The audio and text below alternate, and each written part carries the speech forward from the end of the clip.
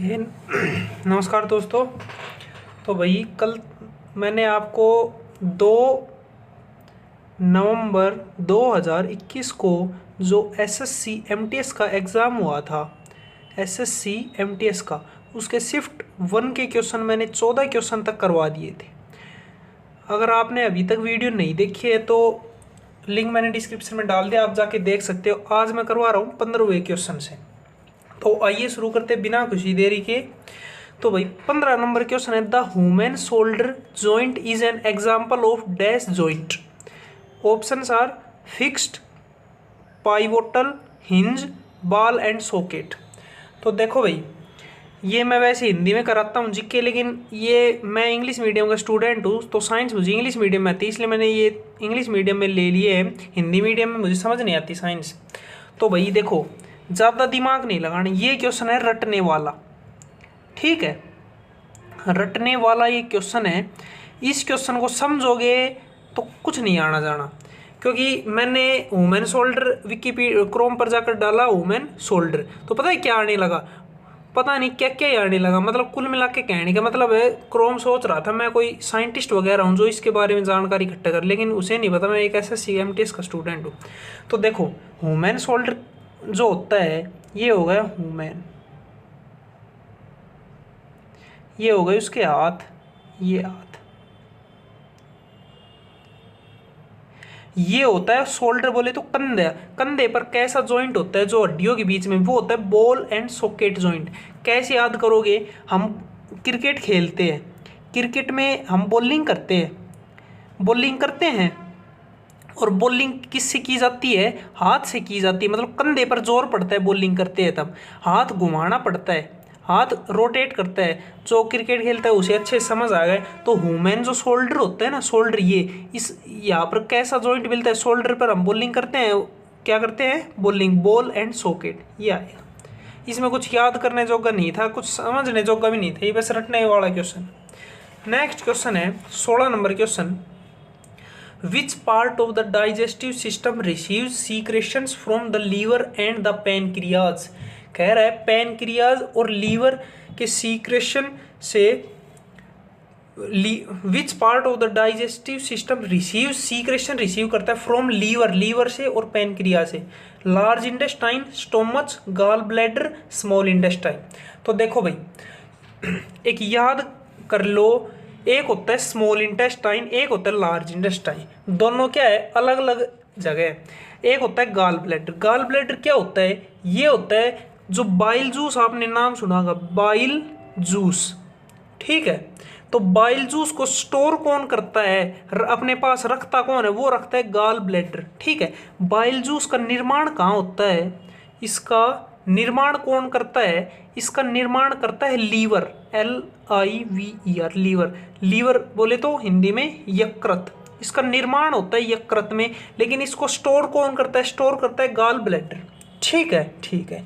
अब कह रहे गॉल ब्लैडर कहाँ पर होता है, जो लीवर होता है ना, लीवर के नीचे स्थित होता है, ठीक है। लीवर बोले तो यकृत के नीचे स्थित होता है, यकृत के नीचे स्थित होता है ये, ठीक है, यकृत के नीचे स्थित होता है। एक होता है स्मॉल इंटेस्टाइन और एक होता है लार्ज इंटेस्टाइन। तो स्मॉल इंटेस्टाइन कहाँ स्थित होता है, यह स्थित होता है स्टोमच और लार्ज इंटेस्टाइन के बीच में, स्टोमच और लार्ज इंटेस्टाइन के बीच में, ये हो गया लार्ज इंटेस्टाइन। इनके बीच में कौन स्थित होता है, वो होता है स्मॉल इंटेस्टाइन, ठीक है।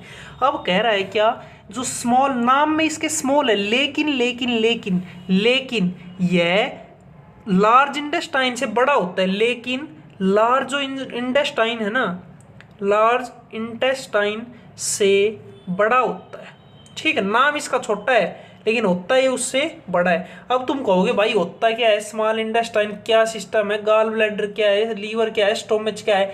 भाई देखो सीधी बात है, ज़्यादा दिमाग लगाना नहीं है, ज़्यादा दिमाग लगाना नहीं है। साइंस का क्वेश्चन है, रट लियो, याद कर लो, याद कर लो, SLIP। देखो SLIP, बस ये याद कर लो। एस से स्मॉल इंटेस्टाइन, एल से लीवर, आई से कहाँ गया वो। नेक्स्ट क्वेश्चन है भाई, किस वर्ष में भारत के संविधान में नागरिकों के मौलिक अधिकारों को जोड़ा गया? 1967, 1951, 1983, 1976। कह रहा है मौलिक अधिकार कब जोड़े गए भारतीय संविधान में। अब सुनो मेरी बात, भारत के संविधान में आर्टिकल 1 से लेकर 4 तक कौन से भाग में आते हैं? ये आते हैं भाग 1 में, ठीक है। 5 से लेकर 12 तक किस में आते हैं? भाग 2 में ना, 5 से लेकर 11 तक। 12 से लेकर 35 तक किस में आते हैं? भाग 3 में। 36 से लेकर 51 तक किस में आते हैं? भाग 4 में, ठीक है। इसमें क्या है, इसमें आर्टिकल 1 से लेकर आर्टिकल 4 तक भाग 1 में बताया गया है कि भारत और उसके पड़ोसी देश, उसके अंदर राज्य, मतलब सीमा वगैरह के बारे में बताया गया कि भाई भारत को और सीमा बाहर से जोड़नी है, घटानी है, किसी दूसरे देश से लेनी, ये सब है भाग 1 में। भाग 2 में बताई गई है नागरिकता। नागरिकता मतलब भाई कौन है भारत का नागरिक, कौन नहीं है, क्या क्या कंडीशन है, फलाना दिखड़ा जो भी है। भाग 3 में बताया गया है मौलिक कर्तव्य, मौलिक अधिकार, मौलिक अधिकार, फंडामेंटल राइट्स, भाई ये हमारे मौलिक अधिकार। भाग 4 में बताए गए हैं नीति निर्देशक तत्व, नीति निर्देशक तत्व। और एक आर्टिकल है 36 51 होगा, एक आर्टिकल है 51A, हिंदी में कहें तो 51 क।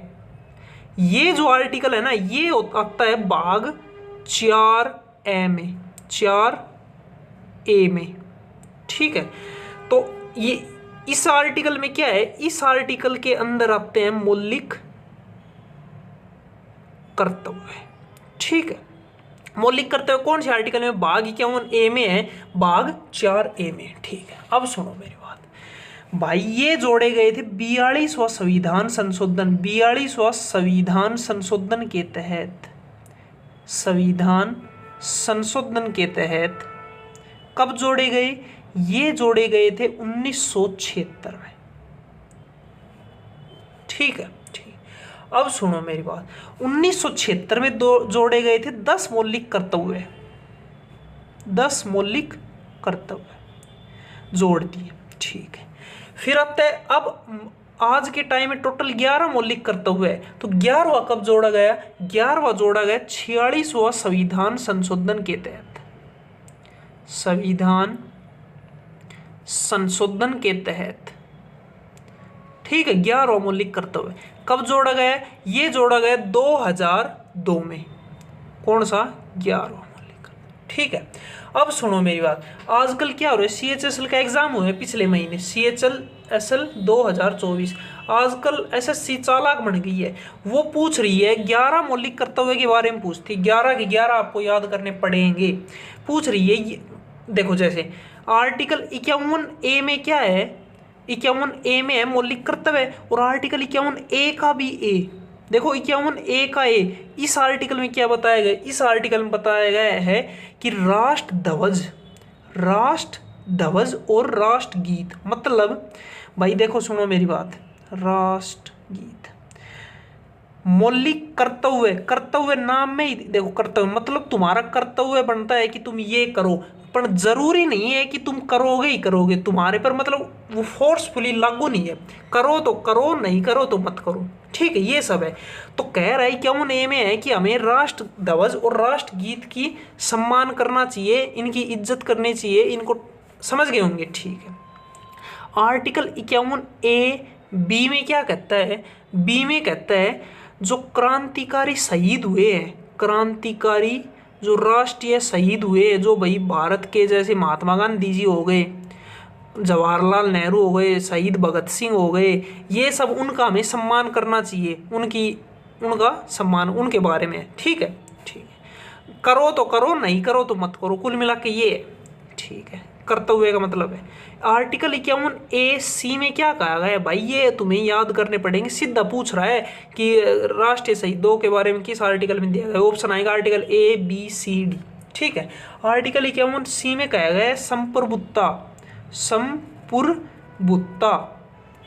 एवं अखंडता, अखंडता और अखंडता और एकता।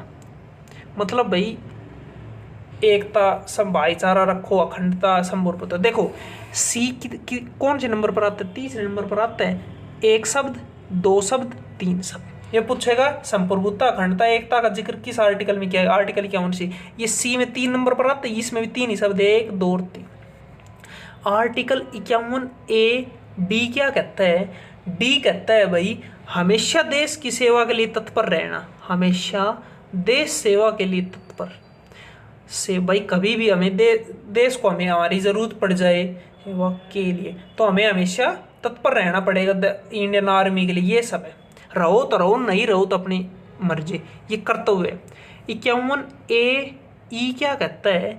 ई कहता है भाई साहब सभी लोग मिलजुल कर रहो, भाईचारा कायम रखो, भाईचारा ऑन टॉप, मिलजुल कर रहो।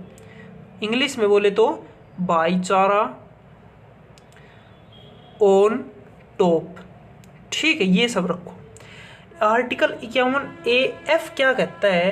एफ कहता है संस्कृति जो विरासत स्थल है ना, संस्कृति विरासत स्थल, विरासत स्थल उनका संरक्षण करो स्थल। कौन सा आर्टिकल में? Article 51 A F. आर्टिकल 51 ए जी क्या कहता है? जो हमारे देश के वन है, झील है, नदी झील है, नदियां हैं,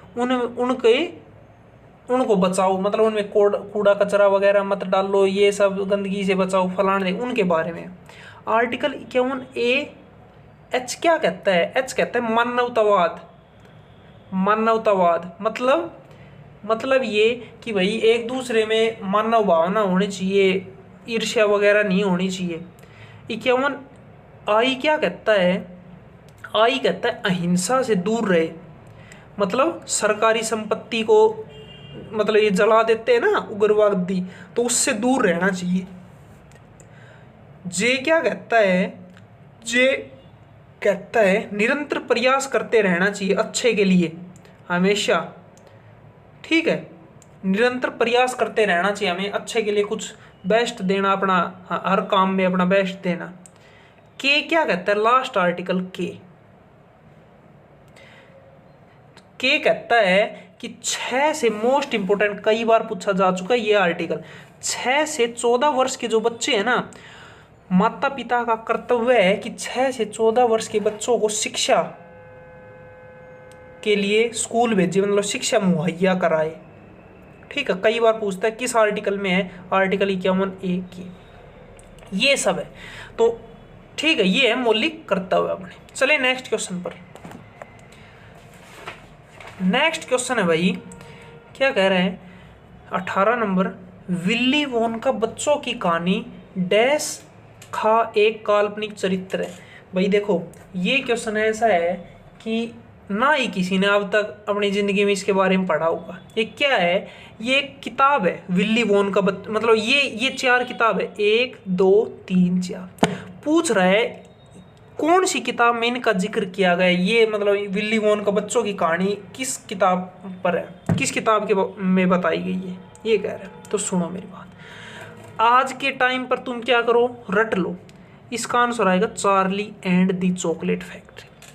मैंने क्रोम पर सर्च किया चारों 1 2 3 4 चारों बुकों के बारे में, जिनमें इसके बारे में मुझे जानकारी मिली, इसके बारे में मिली, इसके बारे में मुझे कोई जानकारी नहीं मिली। मैंने कई बार काफ़ी ट्राई करी। तो सुनो मेरी बात, इस चार्ली एंड द इस किताब में क्या बताया गया है? पहली बात तो इसके लेखक कौन है, राइटर कौन है, इसके ऑथर कौन है? इसके ऑथर है रोआल्ड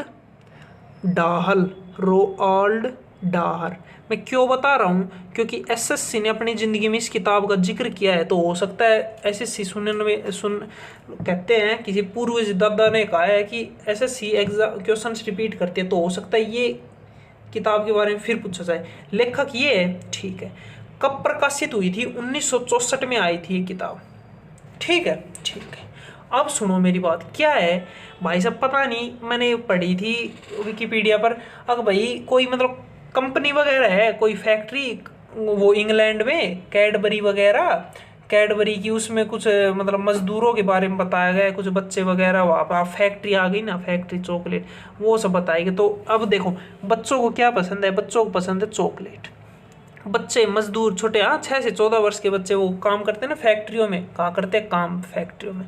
तो ये बस रटने के लिए है ये सब, और कुछ नहीं है। ठीक है, अब कह रहा है एक किताब है मैटिल्डा, मैटिल्डा, इसके राइटर कौन है, इसके राइटर है यही है रोअल्ड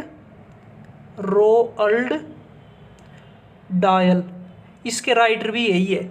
और ठीक है, अब कह रहे चार्लोस वेब, इसके राइटर कौन है, इसके राइटर है इब्बी विट, इब्बी विट इसके राइटर है चार्लोस वेब। और ये क्या नाम है इसका, एलाइस एडवेंचर इन वुडलैंड, इसके लेखक कौन है, तो इसके लेखक है भाई कौन है, लेविस कारल इसके लेखक है। यह किताब आई थी 1865 में। ठीक है, समझ गए भाई, कुछ नहीं है भाई, ये कोई क्वेश्चन तो बन नहीं रहा कुछ, मतलब ये तो वैसे ही, अब ये तो मुश्किल से किसी ने ठीक किया, तुक्का वाला मार दिया वो अलग बात है, वरना किसी ने नहीं पढ़ा। तो आपको भी रटना है भाई, आगे कभी ये पूछ लेंगे कि ये क्वेश्चन तो चार्लोस फैक्ट्री कर देना। ठीक है, चॉकलेट फैक्ट्री किसके द्वारा लिखी गई, ये रोअल्ड डायल के द्वारा 1964 में। और ये मैटिल्डा रोअल्ड डायल इसी के द्वारा लिखी गई। एलाइस एडवेंचर इन ये लिखी गई, ये लेविस कारल 1865, चार्लोट्स वेब इब्बी विट के द्वारा लिखी गई है। ठीक है, चलिए नेक्स्ट क्वेश्चन।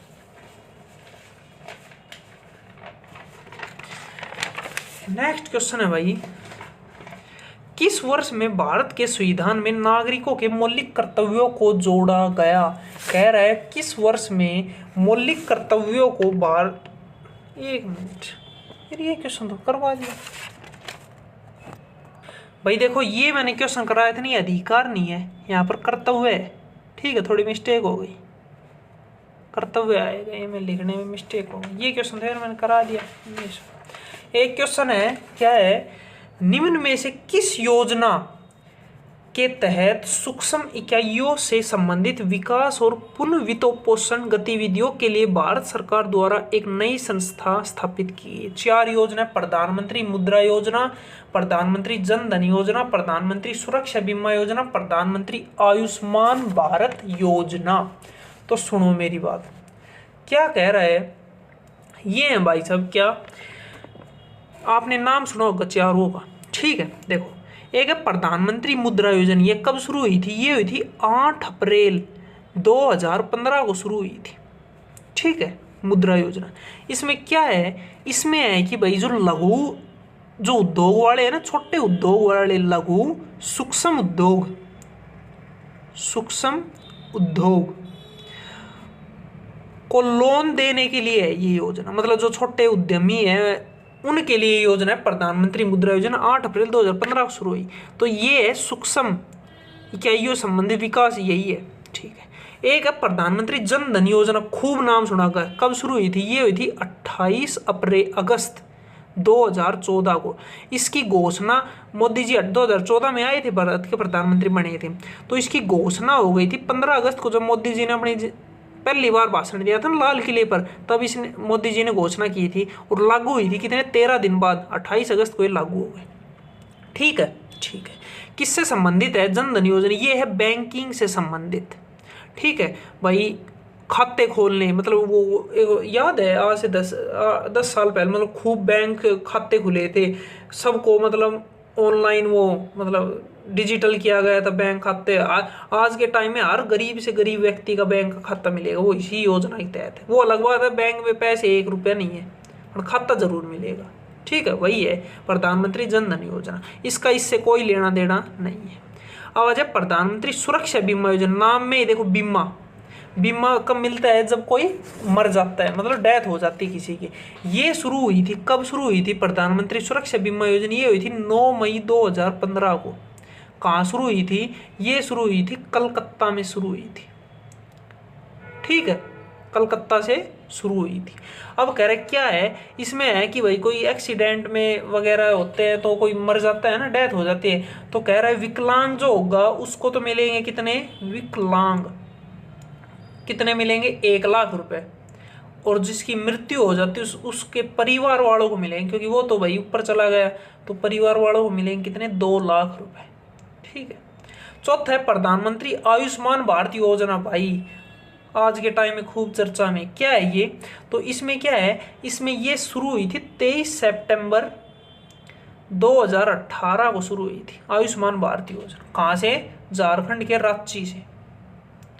ठीक है। इसमें क्या है, इसमें 5 लाख रुपए तक का फ्री इलाज, 5 लाख, आप किसी भी बड़े से बड़े हॉस्पिटल में चले जाइए, 5 लाख रुपए तक फ्री इलाज होगा आपका, अगर आपने आयुष्मान कार्ड बना रखा है। फ्री इलाज, भाई मैंने तो नहीं बना रखा आयुष्मान कार्ड। ठीक है, वो अलग बात है भाई, कुछ हॉस्पिटल्स अपनी मनमानी करते हैं वगैरह फलाना दिखा, लेकिन योजना शुरू हो गई, ये सब है। तो अब सुनो, क्वेश्चन देख कर आप सुनो, आयुष्मान भारत काफी चर्चा में, आप ये ऑप्शन तो करोगे नहीं। बीमा योजना, बीमा का मतलब जब डेथ हो जाती है, इसका ये सूक्ष्म उद्योग इकाइयों से क्या लेना देना, ये भी ऑप्शन मत करना। जन धन योजना, बैंकिंग खाते, ये भी आपने खूब सुना हो। मुद्रा योजना, अगर आपको नहीं आता तो ये तुक्के मार दो, यही इसका आंसर। चलिए नेक्स्ट क्वेश्चन पर।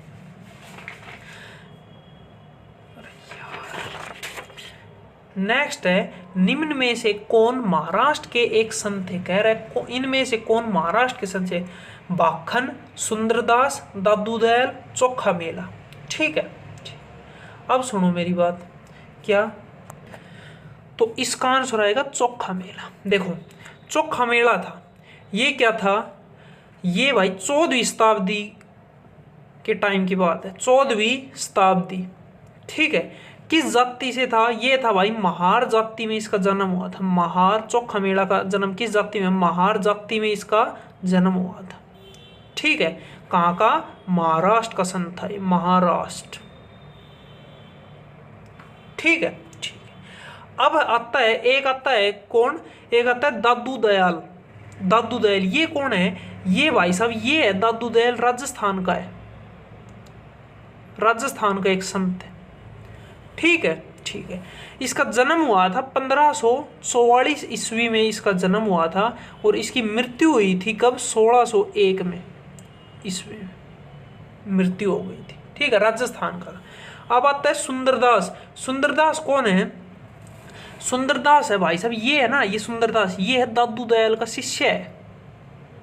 ठीक है, ये भी कहाँ का है, ये भी राजस्थान का है। भाई इनके बारे में ज़्यादा जानकारी क्रोम पर नहीं है, जितना इनके बारे में मैंने सर्च कर पाया मैंने कर दिया है। अब आता है एक बाखन। बाखन कहाँ का है, बाखन भी राजस्थान का है, और कौन है, ये भी दादू दयाल का शिष्य है। ठीक है, मतलब कुल मिला के ये दादू दयाल इन दोनों का गुरु है, इसका भी और इसका भी। और चोखा मेला कहाँ का है, चोखा मेला है 14वीं शताब्दी में था, इसका जन्म हुआ था 1544 में, माफ कीजिएगा 16वीं शताब्दी आएगा, जन्म 1544 में आया था। ठीक है, चलिए नेक्स्ट क्वेश्चन। नेक्स्ट क्वेश्चन है, आमतौर पर खालिस्तान मीटर से अधिक ऊंची खड़ी पहाड़ी को पर्वत के रूप में वर्गीकृत किया गया। भाई कई बार पूछा जा चुका है ये क्वेश्चन। कह रहा है आप पहाड़, आप कह देते हो भाई पर्वत, पर्वत अब आपके गांव में कोई पहाड़ है तो आपको, आप कह देते हो आप वो देखो वो पहाड़ दिख रहा, हमारी छत से पहाड़ दिखता है, इसका मतलब ये नहीं कि वो पहाड़ है, पर्वत, पर्वत दिख रहा है। पर्वत होने के लिए कम से कम कितने मीटर हाइट होनी चाहिए, कम से कम 600 मीटर। 600 मीटर जिसकी हाइट हो गई ना 600 मीटर से ऊपर, ठीक है, उसको हम कहेंगे पर्वत। ये याद कर लेना, रट लेना, ये क्वेश्चन 2-3 बार पूछा जा चुका है। ठीक है, पर्वत, ये नहीं है कि गांव में एक छोटा सा पहाड़ है, ठीक है, हाँ भाई पर्वत है हमारे गांव में, ये नहीं होता।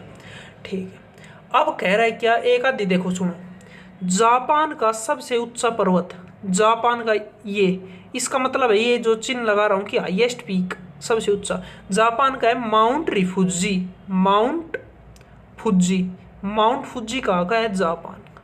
ठीक है, अफ्रीका का कौन सा है, अफ्रीका का सबसे ऊंची चोटी अफ्रीकी की है माउंट किलिमंजारो, खूब नाम सुना किलिमंजारो। ठीक है, मंजारो कैसे याद करोगे ना, किस देश में है, तंजानिया देश में। भाई अफ्रीका महाद्वीप है तो उसमें भी दुनिया भर के देश है, तो तंजानिया देश में। अब सुनो मेरी बात, अफ्रीका है, अफ्रीका में एक बॉलर है क्रिकेट टीम में, रबाडा, नाम सुना होगा, ठीक है, रबाड़ा, ठीक है। और बताऊं एक वो, रबाड़ा क्या है? रबाड़ा है काला, किलिमंजारो। कैसे? रबाड़ा क्या है? काला, तो काला कहाँ का है? अफ्रीका। ठीक है भाई, याद करने की ट्रिक है, ठीक है, मैं किसी के वो रंग भेद नहीं कर रहा। फिर आता है, एक है भाई साहब, टिक टिक टिक, एक है, देखो सुनो मेरी बात, माउंट एवरेस्ट। माउंट एवरेस्ट की हाइट कितनी है? ये है 8,850 मीटर है, ठीक है। लेकिन लेकिन लेकिन पृथ्वी की सबसे ऊंची चोटी माउंट एवरेस्ट, लेकिन पूरे ब्रह्मांड की सबसे ऊंची चोटी कौन सी है? ब्रह्मांड में आ जाता है हमारा सोलर सिस्टम, मतलब सूर्य, चंद्रमा और ये सारे ग्रह आ जाते हैं सोलर सिस्टम। उसकी सबसे ऊंची चोटी बताओ, ये किसी को नहीं पता। तो उसकी सबसे ऊंची चोटी है ओलंपस, ओलंपस मान्स, ठीक है। पूरे ब्रह्मांड की सबसे ऊंची चोटी ओलंपस मान किस ग्रह पर है? ये है मंगल ग्रह पर है, मंगल ग्रह पर। इसकी हाइट बता दूं, इसकी हाइट है 21,171 मीटर, मतलब माउंट एवरेस्ट से तो दुगनी ऊंची से भी ज्यादा ऊंची है, ठीक है। एक है रूस की सबसे ऊंची चोटी, कौन सी है? रूस, रूस कर लो या फिर यूरोप कर लो, यूरोप कर लो, क्योंकि ये रूस में स्थित है। यूरोप की सबसे ऊंची चोटी है माउंट एलब्रूस, ठीक है। एलब्रूस कहाँ की है? ये है भाई साहब यूरोप की, और यूरोप के अंदर ही रूस आता है ना, तो ये रूस में स्थित है, ठीक है। तो भाई ये है 600 मीटर। नेक्स्ट क्वेश्चन है भाई, चोल शिलालेखों में तिरुनामट्टू कनानी को खालिस्तान के रूप में वर्णित किया गया है। मंदिरों में भेंट की गई जमीन, गैर ब्राह्मण किसान मालिकों की जमीन, जैन संस्थाओं को दान दी गई जमीन, ब्राह्मणों को भेंट दी गई जमीन। भाई जो चोल शिलालेख थे उनमें भाई ये जमीन देते तो उसको किस नाम से जाना जाता था? ये कह रहे तो सुनो, देखो सबसे पहला जाते चोल वंश पर। चोल वंश का संस्थापक कौन है? इसका संस्थापक है विजयालय चोल, विजयालय चोल, ठीक है, ठीक। इनकी राजधानी, चोल जो साम्राज्य की राजधानी क्या थी? राजधानी, इनकी राजधानी थी तंजावुर, ठीक है। जो एक वृद्धीश्वर मंदिर है, वृद्धीश्वर मंदिर, आपने नाम सुना होगा, उसका निर्माण किसने करवाया था? उसका निर्माण कराया था चोल वंश ने, ठीक है, ठीक है। इसका अंतिम शासक कौन है? अंतिम शासक चोल वंश का, इसका अंतिम शासक है राजेंद्र थर्ड, 1 2 3। अब सुनो, ऑप्शन में आएगा चोल वंश का अंतिम शासक कौन है? ऑप्शन आएगा राजेंद्र प्रथम, राजेंद्र द्वितीय, राजेंद्र तृतीय और राजेंद्र चतुर्थी। तो राजेंद्र तीसरा था, ठीक है। चौथा तो कोई हुआ ही नहीं, वो आपको पागल बनाने, ठीक है। अब सुनो मेरी बात, काम की बात।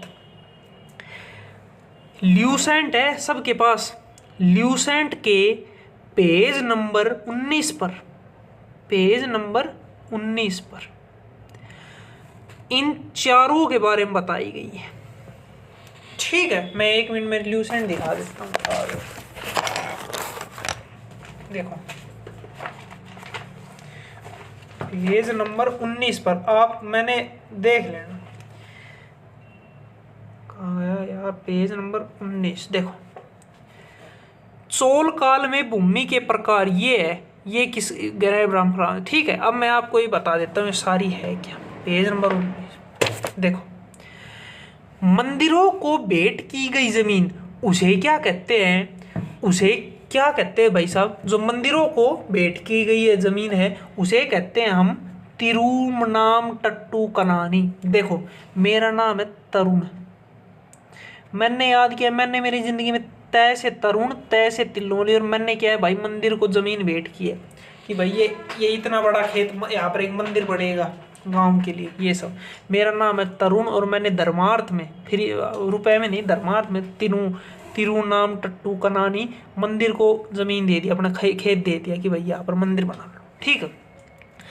गैर ब्राह्मण को दी गई जमीन उसे क्या कहते हैं? उसे कहते हैं वेल्लन, वेल्लन वगाई। जो ब्राह्मण नहीं है, गैर ब्राह्मण है, किसान मालिकों की जमीन, उसे कहते हैं वेलन गवाई। एक है जैन संस्थाओं को दी गई, उसे क्या कहते हैं? उसे कहते हैं पल्ली चंदम। पल्ली चंदम, पल्ली चंदम किसे कहते हैं? जैन संस्थाओं को दी गई जमीन। ब्राह्मणों को भेंट की गई जमीन को कहते हैं ब्राह्मदे। ब्राह्मदे, देखो वैसे ब्राह्मण और वैसे ब्राह्मदे, तो ठीक है, ब्राह्मण को ब्राह्मदे, गैर ब्राह्मण को वेलन वगाई। और पल्ली जैन संस्था होती है, कोई भी संस्था, उसमें क्या होते हैं? काफ़ी मेंबर्स होते हैं, उनकी मीटिंग होती है तो सबको बैठा देते हैं, भाई बैठ जाओ यहाँ पर, बैठ जाओ। कैसे बैठते? भाई पल्ली बिछाकर बैठते, नीचे कुछ बिछाकर बैठते हैं ना भाई, पल्ली बिछाकर। तो पल्ली बिछाकर कब? जैन संस्थाओं की जो मीटिंग होती है, ठीक है। और बाकी बच गई है। और एक और है, एक है भाई साहब साला भोग किसे कहते हैं? साला भोग। तो भाई साला भोग कहते हैं किसे? विद्यालय, पाठशाला को दी गई जमीन, पाठशाला को दी गई जमीन। ये नाम में आ रहा है, स्कूल को विद्यालय, साला, पाठशाला, साला बहु पढ़ने के लिए, समझ गए? 5 याद कर लो, 1 2 3 4 5। भाई देखो आज ये पूछ रहे तिरुनामटकोली, क्या नाम है पता ही नहीं, कल पल्ली चंदम पूछ सकता है, ठीक है। चलिए नेक्स्ट क्वेश्चन है भाई, भारतीय संविधान का कौन सा अनुच्छेद आपातकाल की उद्घोषणा से संबंधित है? देखो सुनो मेरी बात, आपातकाल की बात करते हैं भाई। आपातकाल 3 प्रकार का होता है, 3 प्रकार। आर्टिकल है 352, 356, 360, +4 +4, 352 और 4, 356, 356 और 4, 360। 352 में होता है कि भाई देश पूरे राष्ट्रीय आपातकाल, राष्ट्रीय आपात मतलब भाई पूरे देश में किसी बाहरी पाकिस्तान ने हमला कर दिया और दिक्कत आ गई भाई देश में, भाई साहब काफ़ी समझ गए होंगे भाई, जैसे वो हमास इजराइल हो रहे हैं ना आजकल, सेम वही मान लो कल खुदा न खास्ता हिंदुस्तान पर ऐसा हो गया तो वहाँ पर लगेगा आर्टिकल 352 राष्ट्रीय आपात। 300 फिर आता है 356, ये होता है राज्यों में राष्ट्रपति शासन, राज्यों में राष्ट्रपति शासन। भाई पति शासन, भाई किसी राज्य में हिंसा हो गई जबरदस्त, जैसे कुछ भी किसी भी कारणवश होगी तो वो सब होता है, ठीक है, उस राज्य में लग जाएंगे, या फिर इलेक्शन में एक तरफा वो पार्टी नहीं बन पाई तो राष्ट्रपति शासन लग जाए। 360 होता है वित्तीय आपातकाल, भाई सब पैसे की कमी है देश के पास, भाई खाने के लिए पैसे नहीं है तो वो सब लगे। तो भाई सुनो, राष्ट्रीय आपातकाल देश में 3 बार लग चुका है, 1 बार 2 बार 3 बार, ठीक है। राज्यों में राष्ट्रपति शासन तो भाई बहुत बार लग चुके हैं, पता नहीं 100 से ज्यादा बार लग चुके, ठीक है। लेकिन सबसे पहले लगा था, पहला राज्य जहां पर राष्ट्रपति शासन लगा था वो कौन सा है? तो वो है भाई साहब, अरे ओके नाम, पंजाब, ठीक है। कब लगा था? 1951 में। 1950 में भारत गणतंत्र दिवस वो गणतंत्र हुआ तो अगली साल 1951 में पहली बार पंजाब में लगाया, 1951, ठीक है। वित्तीय आपातकाल आज तक देश पर नहीं है, मतलब देश पर पैसे खूब है, पैसे कमी कोई बात नहीं। राष्ट्रीय आपातकाल 3 बार लगा है, 1 बार लगा था 1962 में, 1971 में और 1975।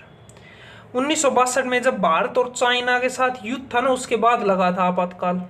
71 भारत और पाकिस्तान के साथ युद्ध था, उसके बाद लगा था। और 1975 में इंदिरा गांधी ने लगवाया था, इंदिरा गांधी, ठीक है। 1975 में प्रधानमंत्री कौन थी? प्रधानमंत्री इंदिरा गांधी। 1971 में पीएम प्रधानमंत्री कौन थी? तब भी इंदिरा गांधी थी। 1962 में प्रधानमंत्री कौन थे? जब थे जवाहरलाल नेहरू, ठीक है, ठीक है। राष्ट्रपति कौन थे 1962 में जब पहली बार लगा? राष्ट्रपति कौन था? राष्ट्रपति था सर्वपल्ली राधाकृष्णन,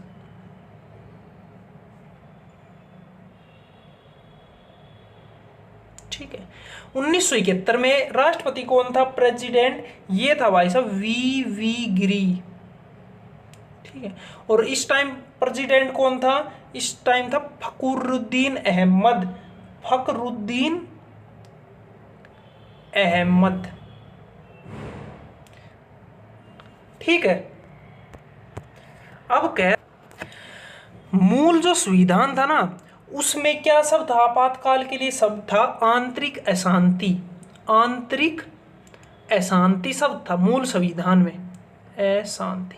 लेकिन जो 44वां संविधान संशोधन है कब हुआ था, 1976।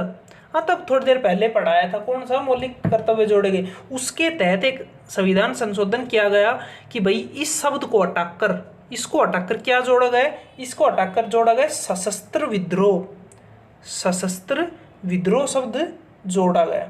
ठीक है, ठीक है। आर्टिकल आपको बताया गया 352 है। भाग कौन से भाग में आते हैं, ये आते हैं भाग 18 में, संविधान के कौन से भाग में, भाग 18 में। ठीक है, इमरजेंसी जो ये आपातकाल कहाँ से लिया गया है, आपातकाल ये लिया गया है जर्मनी से लिया गया है। ठीक है, किस देश से लिया गया है, जर्मनी से। ठीक है, फिर कह रहा है एक है आर्टिकल 359। ये क्या कहता है, ये कहता है कि भाई जो आपातकाल इमरजेंसी के समय आपके जितने भी मौलिक अधिकार है ना, कितने हैं आप ये कमेंट सेक्शन 6 है 7 है, जितने भी आपको जितने भी मौलिक अधिकार है सब नष्ट हो जाएंगे, नष्ट हो जाएंगे।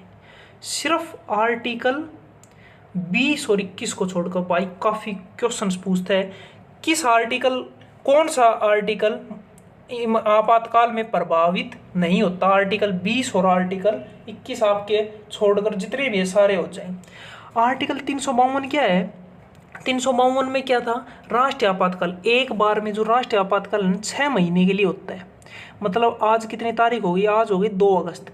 तो आज अगर देश पर राष्ट्रपति शासन लग जाता है तो 6 महीने तक रहेगा। कब, 2 फरवरी 2025 तक ज़्यादा से ज़्यादा रख सकते हैं, कम से कम तो चाहिए कल ही हटा दो, ज़्यादा से ज़्यादा। फिर क्या करेंगे, फिर दोबारा लगाना पड़ेगा, फिर 2 बार, मतलब एक बार में 6 महीने ज़्यादा से ज़्यादा रख सकते हैं। फिर चाहिए कितनी पूरी उम्र रखो, 6 महीने, फिर 6 महीने, फिर 6 महीने, कभी तक लगता।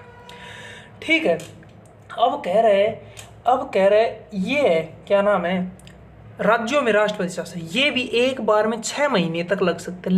लेकिन क्या होता है, लेकिन होता है 6 महीने हो गए, इसको ज़्यादा से ज़्यादा 3 साल तक लगा सकते हैं, 3 साल तक, मतलब एक बार ज़्यादा से ज़्यादा 5 बार लगा सकते हैं, 6 बार, सॉरी, एक बार में ज़्यादा से ज़्यादा 6 महीने तक, फिर दोबारा लगाओ, मतलब कुल 3 साल तक, और एक बार में 6 साल तक। ठीक है, चलिए नेक्स्ट क्वेश्चन पर। अब कह रहा है क्या, देखो, अब कह रहा है आर्टिकल 325 क्या होता है। देखो भाई, आर्टिकल 325 आपको इतना पता है, 324 जो आर्टिकल है वहाँ से क्या शुरू होता है, वहाँ से होता है निर्वाचन आयोग। तो कुछ ना कुछ ये निर्वाचन आयोग से संबंधित है। जी हाँ, ये निर्वाचन आयोग से क्या संबंधित है, तो आर्टिकल 325 कहते हैं लिंग, जाति, धर्म के आधार पर किसी को भी विशेष मतदाता सूची में शामिल नहीं करेंगे। लिंग, जाति, धर्म के आधार पर किसी को भी विशेष मतदाता सूची में शामिल नहीं किया जाएगा। ठीक है भाई, सब एक है। आर्टिकल 235 क्या कहता है, 235 क्या कहता है, देखो भाई, ये है कोर्ट के बारे में, न्यायालय के बारे में। क्या कहता है, जो डिस्ट्रिक्ट कोर्ट होती है भाई, जिला में कोर्ट होती है ना, वो किसके अंडर आएगी, वो आएगी हाई कोर्ट के अंदर, किसी भी राज्य की, वो सब है। मतलब जो डिस्ट्रिक्ट कोर्ट होते हैं उसके जो न्यायाधीश होते हैं, न्यायाधीश, और जो भी इसके न्यायाधीश होते हैं जितने भी, उनकी भाई नियुक्ति वगैरह कौन करेगा, वो सब हाई कोर्ट करेगी। कहाँ पर करेगी भाई, हमारे देखो हरियाणा राज्य है, ऐसे हरियाणा है, ठीक है, मैं यहाँ पर हूँ महेंद्रगढ़ में, तो महेंद्रगढ़ में जो, और ये है चंडीगढ़, चंडीगढ़ में जो हाई कोर्ट है और हमारे महेंद्रगढ़ में है डिस्ट्रिक्ट कोर्ट। तो कह रहे हैं इसके जो न्यायालय है ना उनकी नियुक्ति कौन करेगा, हाई कोर्ट करेगा। उनका नियुक्ति, उनके बारे में जो जो फैसला, ये ट्रांसफर वगैरह वो सब हाई कोर्ट करेगी। ये सब आर्टिकल 235 है। नेक्स्ट है आर्टिकल 253। 253 क्या कहता है, 200 कहता है कि जो संसद है ना, संसद को राज्य सूची के विषय पर कानून बनाने का अधिकार है। राज्य सूची के विषय पर कानून बनाने का अधिकार है, बनाने का अधिकार है। मतलब भाई संसद के पास अधिकार है राज्य सूची के, मतलब विषय है। जैसे अरे 3 सूची होती है, 1 2 3। एक होती है राज्य सूची, एक होती है समवर्ती सूची, एक होती है केंद्र सूची। ठीक है, तो कह रहे जो राज्य सूची के विषय होते हैं ना, कितने विषय है राज्य सूची में वो है, तो उन विषयों पर इसको कानून बनाने का अधिकार है। राज्य सूची में आगे जैसे शराब हो गई। अब सुनो भाई, कई बार क्या होता ना दिख रही, कई बार क्या होता है भाई, एक राज्य से दूसरे राज्य में शराब लेकर जाते हैं। मतलब क्यों लेके जाते हैं भाई, इस राज्य में शराब के ऊपर अलग कानून है, इसके ऊपर शराब के ऊपर अलग कानून। राज्य सूची में वो विषय आएंगे जिस पर राज्य का अपना एक हक होगा। केंद्र सूची में वो आएंगे जिस पर केंद्र का हक होगा, मतलब जो सेंटर के थ्रू आएंगे। ठीक है, जैसे कि, और समवर्ती में होगी जिस पर दोनों का हक होगा, जैसे कि वन हो गए, नदी हो गई, एजुकेशन हो गई, शिक्षा हो गई। ये सब शिक्षा पर ये भी कानून बना सकते, जैसे हरियाणा में भाई शिक्षा पर कुछ कानून बना दिया, वो देश में शिक्षा पर देश भी बना सकता है भाई, ये कानून इतने साल से हो सकते फलान दिखड़, वो सब है। राज्य समझ गए ना कुल मिला के। तो कह रहा है जो राज्य सूची के जो विषय पर संसद को कानून बनाने का अधिकार, आर्टिकल 253। ठीक है,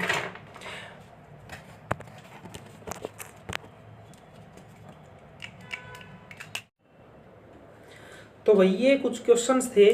टोटल 25 क्वेश्चन थे, लेकिन मैंने 22 तक कराए। 3 क्वेश्चन मैंने छोड़ दिए। 3 क्वेश्चन भाई साहब थे करंट अफेयर्स के।